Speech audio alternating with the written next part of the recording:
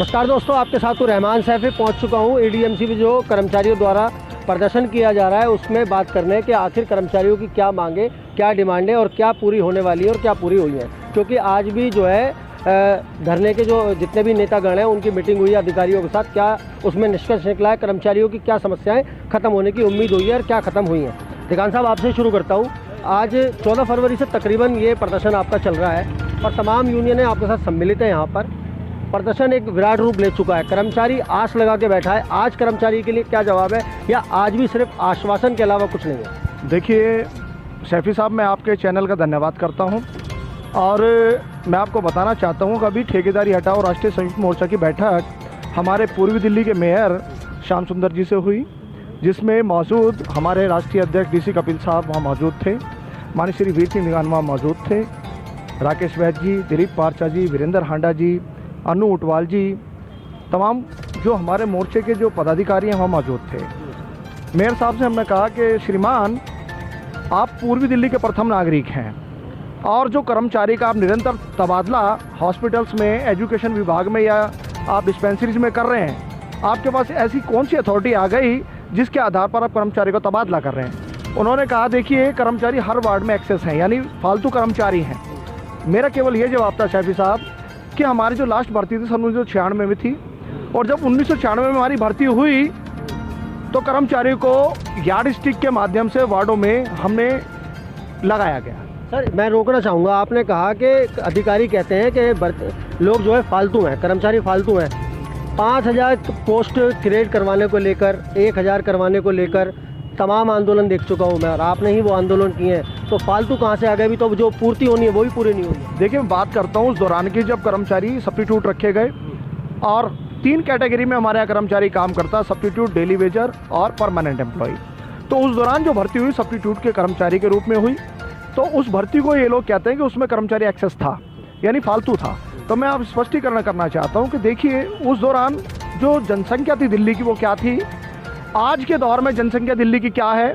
दिल्ली का क्षेत्रफल भी बड़ा है, और जिस फ्लैट में 4 लोग रहा करते थे, आज वो बिल्डिंग 4 माले की बन गई, यानी 16 लोग उसमें रहते हैं। और आप देखते हैं दिल्ली एक ऐसा केंद्र है जहाँ हर आदमी व्यापार की दृष्टि से आता है, कामकाज की दृष्टि से आता है, सुबह आता है और शाम को अपने घर पे चला जाता है। तो इतना जो गंदगी का ढेर दिल्ली में है, उसको साफ कौन करता है? सफाई कर्मचारी साफ करता है। और मेयर साहब ने उसी कर्मचारी को अस्पताल में भेजने का जो काम कर रहे हैं, शिक्षा विभाग में भेजने का काम कर रहे हैं। देखिए, मैं यहाँ पर बताना चाहूँगा, जो स्वास्थ्य विभाग के, शिक्षा विभाग के कर्मचारी हैं, वो अपनी समस्याओं को लेकर ईडीएमसी के इसी गेट के ऊपर प्रदर्शन रहते हैं आए दिन।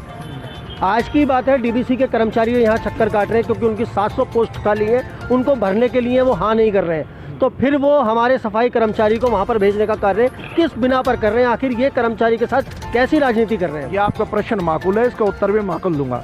देखिए, हमने भी ये बात रखी है सैफी साहब कि आप हमारे कच्चे कर्मचारियों को वहाँ पक्का करके भेजें, हमें कोई आपत्ति नहीं है, लेकिन आप मेरे पक्के कर्मचारी को वहाँ तबादला करके भेज रहे हैं। क्या वार्ड की जो स्ट्रेंथ है वो कम नहीं होगी?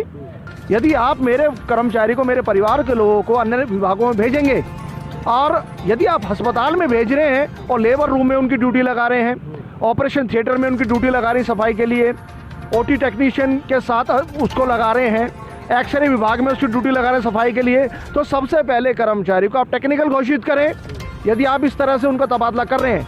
अन्यथा यदि आपने कर्मचारी को वापस नहीं लाया तो आपके खिलाफ हम उग्र आंदोलन करेंगे, जिसकी समझ जिम्मेदारी आपकी व आपके निगम की होगी। मैं यहाँ पर बात करना चाहूँगा, पहले डीसी कपिल साहब मेरे साथ यहाँ मौजूद हैं। आंदोलन में एक जाना माना नाम और इस आंदोलन की जान बताए जाने वाले डीसी कपिल साहब।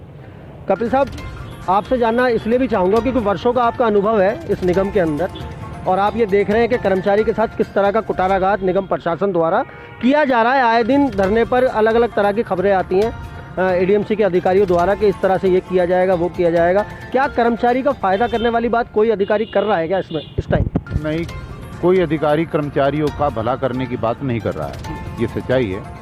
और जो भी बातें की जा रही हैं वो घुमा फिरा करके की जा रही हैं। हमारा तो इस शासन में बैठे हुए मेयर से और राजनेताओं से एक कहना है कि अगर आप कर्मचारियों की सैलरी नहीं दे सकते, आप कर्मचारियों का बोनस नहीं दे सकते, आप रिटायर्ड होने के बाद कर्मचारियों को उनकी पेंशन नहीं दे सकते, रिटायरमेंट के समय पे आप उनके टर्मिनल बेनिफिट्स नहीं दे सकते, कच्चे कर्मचारियों को पक्का नहीं कर सकते। जब तुम आप कर ही नहीं सकते और केंद्र में तुम्हारी सरकार है, जहाँ पर देश का प्रधानमंत्री चाहता है वहाँ हजारों करोड़ों का पैकेज दे देता है, तो क्या कारण है कि इस एमसीडी में जो भाजपा शासित एमसीडी है, क्या यहाँ पर 10-5 हज़ार रुपये का पैकेज नहीं मिल सकता? इसका मतलब ये सब जनता को भ्रमित करने का एक तरीका। सफाई कर्मचारियों के पैर धोकर सफाई कर्मचारियों को भ्रमित करने का कोई षड्यंत्र नहीं था क्या? उसके लिए हमने लेटर लिखा है, वो षड्यंत्र था, चरण धो करके आंसू बहाना देश के प्रधानमंत्री का एक ड्रामा था। और अगर वो ड्रामा ना होता तो जब यहाँ पर 15 साल से भाजपा की सरकार है एमसीडी के अंदर, तो इन कर्मचारियों के साथ न्याय क्यों नहीं हो रहा? ये पूरा देश जो है वो देख रहा है और आपके चैनल के माध्यम से भी पूरा देश देखेगा। ये सब ड्रामा हो रहा है, भारतीय जनता पार्टी का ड्रामा है। सच्चाई ये है कि ये निजीकरण की राह पर चल पड़े हैं। सच्चाई ये है कि ये जितने भी संस्थान हैं उनको बेचने का प्रयास कर रहे हैं। और यहाँ पर 3 निगमों को एक करना हम स्वागत करते हैं, लेकिन ये काम पहले क्यों नहीं हुआ? ये काम जब चुनाव सिर पर आ गए, जिसे नोटिफिकेशन जारी होनी थी, ये उसी दिन याद आया इनको। ये 6 महीने पहले काम क्यों नहीं किया इन्होंने? उससे पहले क्यों नहीं किया? लेकिन ये सारी चीज़ें लोगों को दिग्भ्रमित करने के लिए हो रही हैं। सच्चाई ये है कि सिर्फ ड्रामा किया जा रहा है दलितों के नाम पर, और वाल्मीकि समाज के भाइयों के चरण धो करके प्रयाग के अंदर जो प्रधानमंत्री ने देश के लोगों को मैसेज देने का काम किया था, वो महज एक ड्रामा था, मेरा मानना है। पटेल साहब, एक सवाल और भी है मेरा। जिस तरह से 3 निगम होने की बात कही गई है, और क्या उसमें कर्मचारियों का फ़ायदा होगा या नुकसान होगा अगर निगम एक हो जाते हैं तीनों के? देखिए, कर्मचारियों के फायदे और नुकसान की बात तो प्रशासन जाने। हमारा तो कहना ये है कि निगम एक रहें या 3 रहें, हमारे कर्मचारी को तो सफाई का काम करना ही करना है। हमारे ऊपर एडमिनिस्ट्रेटिवली उससे कोई फ़र्क पड़ने वाला नहीं है।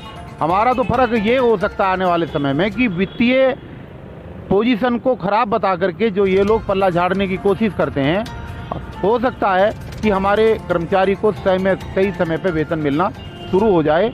बाकी तो इनका अपना राजनीतिक एजेंडे हैं, जो छिपे हुए एजेंडे हैं, और ये क्या करेंगे क्या नहीं करेंगे। कर्मचारी तो काम करने के लिए आता है और काम करने के बदले में उसको पगार मिलती है। ये 1 निगम बनाए, ये 3 निगम बनाए, इससे कर्मचारी को कोई लेना देना नहीं। कपिल साहब, एक सवाल और भी याद आ रहा है मुझे। जैसे एक रूप है, रूप यह है कि निगम का जो कर्मचारी होता है वो जितने निगम कमिश्नर के मातहत होता है, वो उसको जवाबदेही होता है। आखिर इसमें राजनेता अपनी राजनीति को कर कर्मचारी का शोषण करने का काम नहीं कर रहे? क्या आपको नहीं लगता ऐसा? देखिए, कमिश्नर साहब तो बोलते नहीं है, लेकिन नेता बहुत सारे बोलते हैं। निश्चित रूप से ये सारी चीज़ें हो रही हैं। ये व्यवस्था इस तरीके की बनी हुई है कि राजनेता से लेकर के ऊपर के बहुत सारे लोग जिसमें भ्रष्टाचार में लिप्त हैं, और बहुत तरीके के एमसीडी के अंदर जितने तरीके के भ्रष्टाचार हो रहे हैं और कर्मचारियों को जिस तरीके से प्रताड़ित किया जा रहा है, छोटे से छोटे काम बिना पैसा लिए नहीं होते हैं, तो ये बिना मैनेजमेंट की और बिना प्रशासन की मिलेभगत से नहीं हो सकता। जैसे रिटायर होने के बाद एक कर्मचारी को जब उसका टर्मिनल बेनिफिट का पैसा नहीं मिलता, अगर वो उसी पैसे के लिए किसी वकील से गुहार लगाता है, तो वकील मिलने वाले पैसे में से 30% ले करके उसका पैसा एप्लीकेशन लगा करके दे देता है। देने वाला यही प्रशासन है। तो जब वकील बीच में आ जाता है तो प्रशासन के पास पैसा आ जाता है, और जब वकील बीच में नहीं है तो प्रशासन के पास पैसा नहीं होता। तो ये तो कहीं ना कहीं प्रशासन का निकम्मापन है। भ्रष्टाचार, टोटली भ्रष्टाचार, 100% भ्रष्टाचारी अफसर जो है निगम के अंदर बैठे हुए हैं, और इतने गिरे हुए हैं कि 1000 और 2-2 हज़ार रुपये पे भी बिक रहे हैं, जो बड़े शर्म की बात है कितने बड़े प्रशासनिक अधिकारी होकर के जो इस तरीके की चीज़ें कर रहे हैं। विधान साहब, एक सवाल लेके आपके पास आऊँगा। पहले एक सवाल मैं आपसे लेता हूँ। इस कर्मचारी किस तरह से देख रहा है प्रदर्शन को? कर्मचारी एकजुट है या कहीं ना कहीं कर्मचारी के अंदर विरोध आ रहा है प्रशासन के लिए? हाँ, कर्मचारी इस नज़रिए से देख रहा है कि जो प्रशासन उसके साथ जो बर्ताव कर रहा है ना, आप देखिए, सीधी सी बात है, एक वार्ड के अंदर लगभग 250 कर्मचारी होना चाहिए। अब उस वार्ड में से कर्मचारी को उठा के वो हॉस्पिटल में भेज रहे हैं, डिस्पेंसरी में भेज रहे हैं, और हेल्थ उसमें भेज दिए, शिक्षा विभाग में भेज दिए। तो सीधा सा फंडा है, यहाँ पे मेट्रो वेस्ट को ये बढ़ावा दे रहे, जिससे इन्होंने मोटा पैसा ले लिया, कमीशन ले लिया है, तो ठेकेदारी को बढ़ा रहे हैं। वो तो साफ दिखाई दे रहा सफाई कर्मचारी को। क्या हमारे को यहाँ से हटा देंगे, वार्ड में जब काम करने वाले नहीं होंगे तो वहाँ काम कौन करेगा? तो नाली कौन साफ करेगा? झाड़ू कौन लगाएगा? वो मेट्रो वेस्ट के आदमी आ जाएंगे। तो ठेकेदारी है ना। कमीशन ले ली इन्होंने, तो इन्हें वहाँ उसको ठेकेदार को रास्ता देना पड़ेगा। तो ठेकेदारी का एक बड़ा मुद्दा है, इसमें आम आदमी पार्टी की बात करनी बड़ी ज़रूरी है। दिगान साहब, आम आदमी पार्टी का क्या आपको रोल नज़र आ रहा है? क्या आम आदमी पार्टी जिस तरह से कह रही है कि एमसीडी में हमें लाओ, हम कर्मचारियों की समस्याओं को जो है ख़त्म कर देंगे, समस्याएं बढ़ेंगी या घटेंगी, या वैसे का वैसी सामान्य जो स्थिति अभी चल रही है वैसी रहेगी? सैफी साहब, जैसे कि आप जानते हैं कि जब लोकसभा के चुनाव हुए थे तो हमारे पूर्वी दिल्ली के सांसद मनोज तिवारी जी ने कहा था कि निगम कर्मचारी से रिलेटेड जितने भी मुद्दे हैं, निगम कर्मचारी संबंधित जितने भी बातें हैं, जितने भी मुद्दे हैं, मैं उनको सॉल्व करूंगा। आप देख रहे हैं लोकसभा के चुनाव को भी अब 3 वर्ष हो गए हैं, अभी तक भी मनोज तिवारी का कोई बयान नहीं आया है।